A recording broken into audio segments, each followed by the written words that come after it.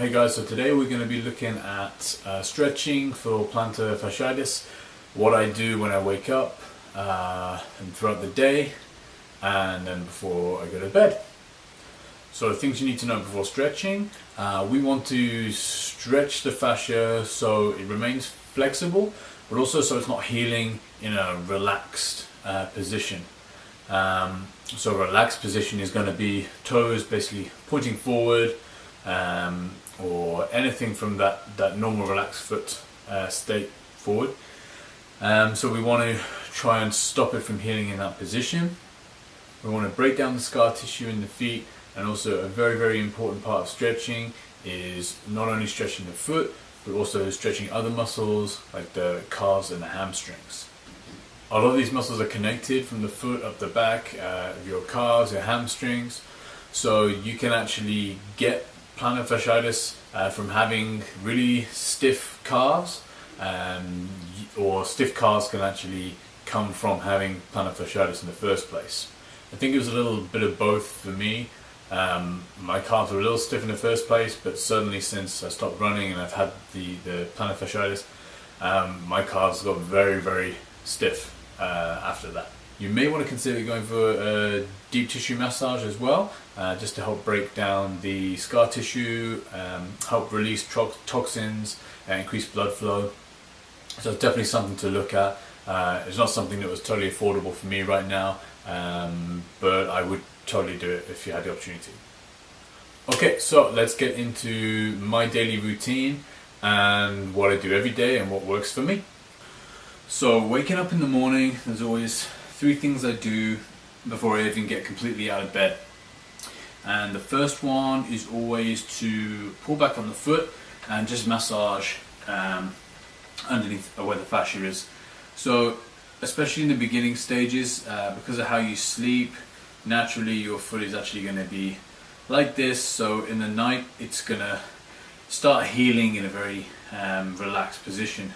So in the morning, if you just step out on that, it's really going to hurt. So you want to pull back your toes, do this nice and gently at first, and then just start to apply a little bit more pressure and just give a little massaging on all along the fascia. Right now this is completely painless to me, but I still do it. When I first started doing it, it was very painful. Do it as much as you can. It's going to hurt. Pain though is not necessarily a bad thing in this situation. If it does become unbearable, obviously relax your foot.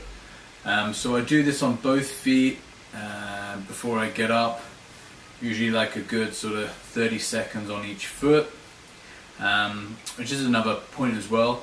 Whatever you're doing to one foot, even if you don't have the plantar fasciitis in the other foot, do it with the other foot. You want to keep things as even as possible on your body. So that's the first thing. Second thing I do is just have a very quick massage of my calves. So I'll just get my fingers in and I'll just dig around underneath, just relax the muscle a little bit, come up the back here, do the same on both legs.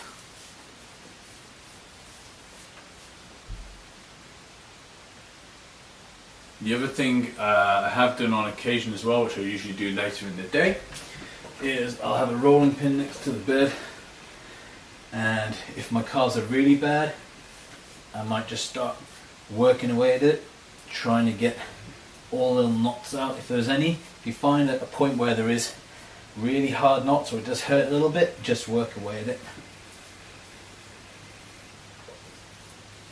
and continue to do that. So that's the first 2 things. The third thing is actually to swing my feet off the bed and do the next thing. And if you've got carpet like this, it's great. I'm just going to put my feet flat on the floor, and I'm just going to try and almost shorten my feet without cutting the toes too much. So what I'm trying to do is just contract the muscle, the ligament underneath, without trying to curl my toes all the way underneath. A very similar thing that some people do is they will get a towel. So if you have a hard floor, a towel might be a good idea, and they will basically try and just grip the towel and grab it and try working the towel all the way towards you.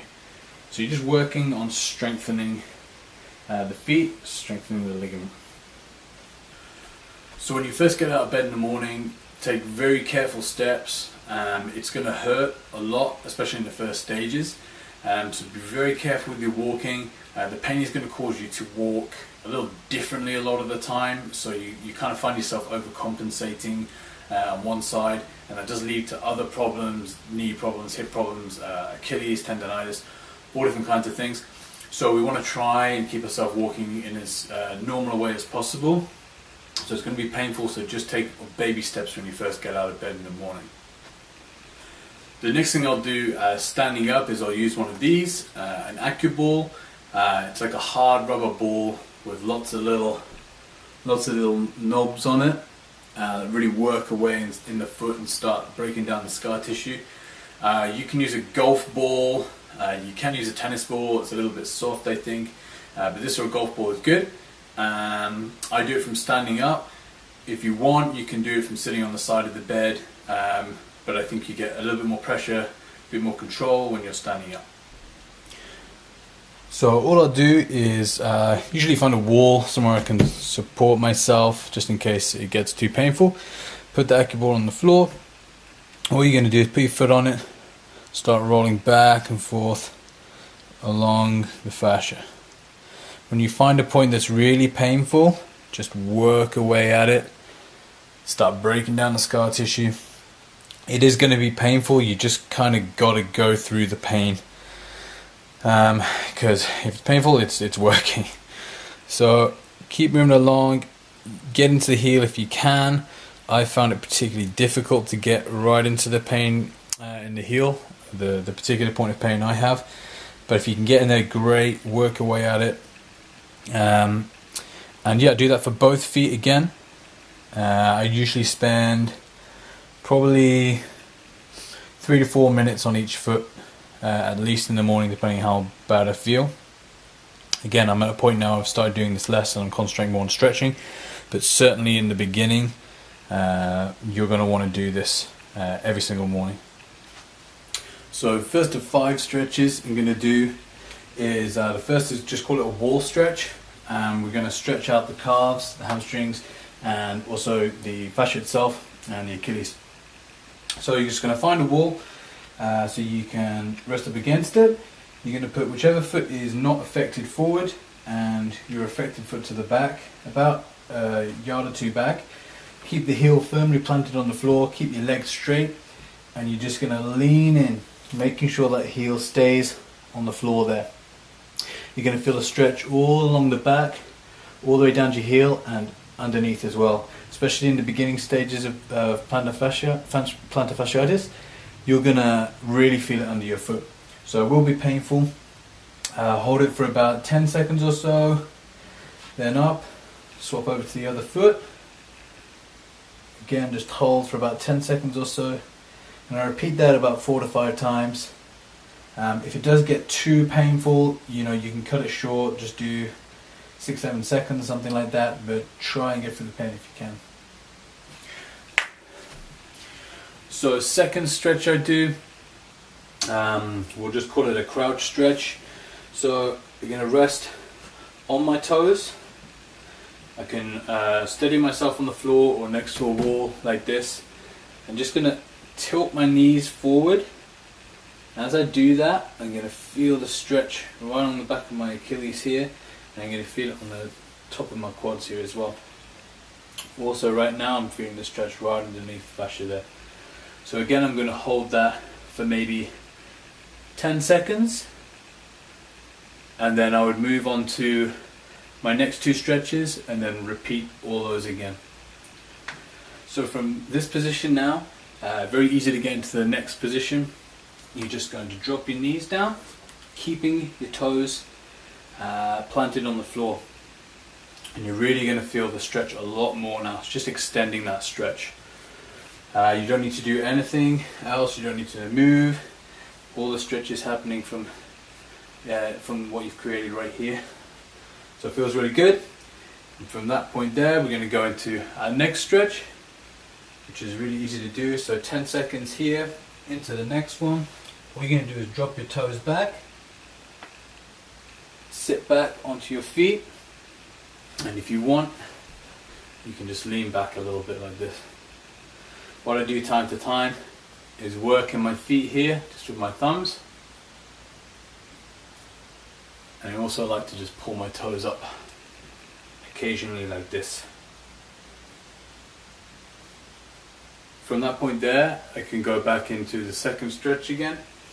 So I can come up,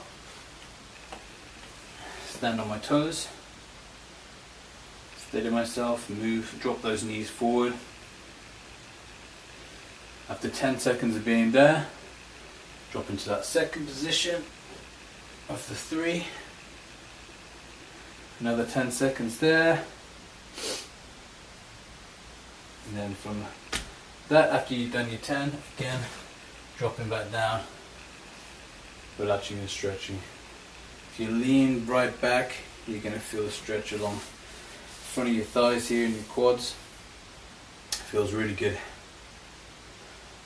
So rotate those 2, 3, 4 times depending on how you're feeling. Yeah, and then the next one I do is onto the stairs. So last stretch I'll do is I'll go to the staircase. I'll just hang both my heels off the top step and holding on to the banister and the wall. I'm just going to lower my heels as far down over the steps as I can and then raise them all the way up onto my tiptoes. As I go down, I'm stretching the calf. As I go back up, stretching the calf again, but really helping that fascia to strengthen itself. So I'll do that maybe 10 times, and then once your feet is feeling a little bit stronger, I would start doing it on one foot at a time. So I'm enough weeks in now that I feel like I'm getting strong enough to do this. At first though, this may be a little too painful to do just one foot at a time, but if you can do it, then that's great for you. So I'll do those stretches about 4 or 5 times a day. I'm at work, I'll do them on my break before I leave work. And then at night time, especially before I go to bed, I'll do them again. And as I get into bed, I put on one of these. Okay, it's a Strasbourg sock. It is one of the probably ugliest looking things to have to wear, and it's definitely a little uncomfortable at first, a little strange to get used to.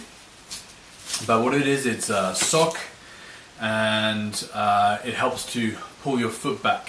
So I'll put it on to show you how it works.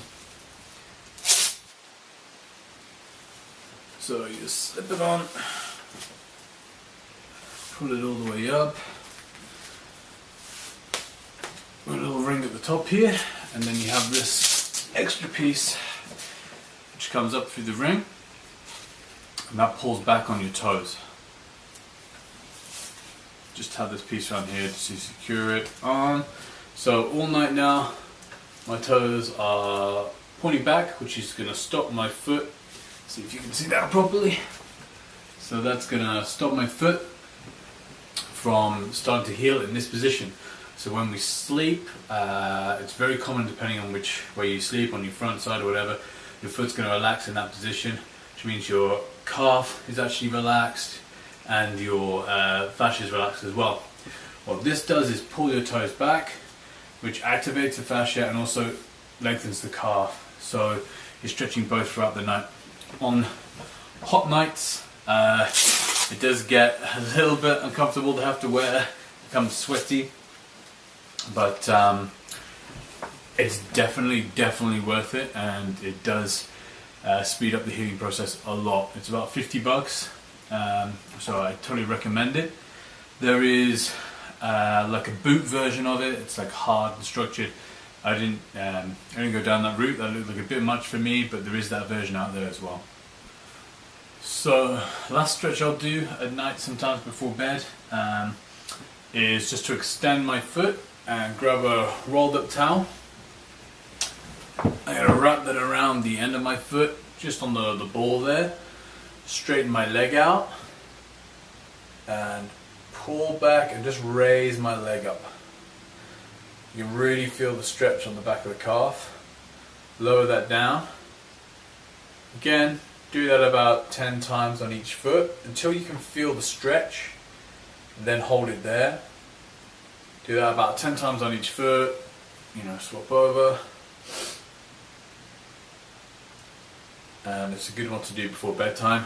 You can buy a proper, there's like a proper elastic piece that you can use. I don't know what it's called, but it's a proper elastic piece. You can get them in sports stores, probably shoe stores as well, that goes around and pulls it properly. But in all honesty, towel does just as good and saves you a little bit of money. And that's it, guys. So that is everything I do. So I recommend definitely the Strasbourg sock. Get a hold of that. Get yourself either a golf ball or an Accu ball. I think the Accu balls are around 20-25 bucks. And other than that, most things you should have in your home, or you don't need anything really to get through the healing process. If these things aren't working for you, later down the line, you may have to look at some other different sorts of therapy. But in the majority of cases, and especially I'm hoping in my case, touch wood, these things you can do at home for free are going to fix your problem. Alright guys, thanks for stopping by. Hopefully you found some of this information useful. If you did, please like, subscribe, share with other people, and come back for the next video.